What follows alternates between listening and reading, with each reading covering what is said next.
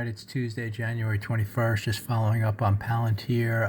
I decided to take basic gains on this trade. I bought some puts on bar number 3 here as it was heading lower. I scaled that, so set up an overage trade.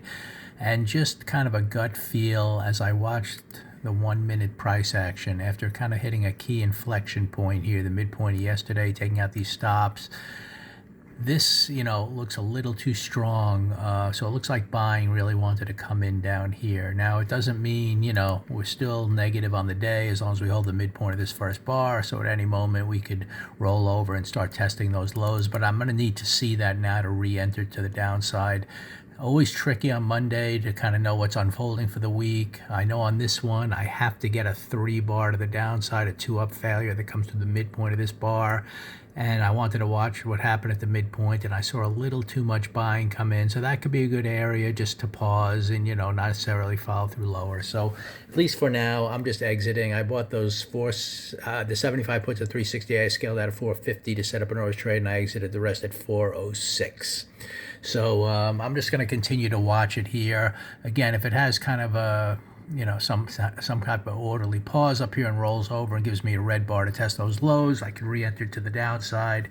But for now, you don't know on the weekly chart. You're kind of going against the fact that we had a green reversal, 2-up week. Who knows? By the end, as time goes on, we can get back through this open and start working all the way back up to those highs. That's kind of what I would like to see to really buy this stock.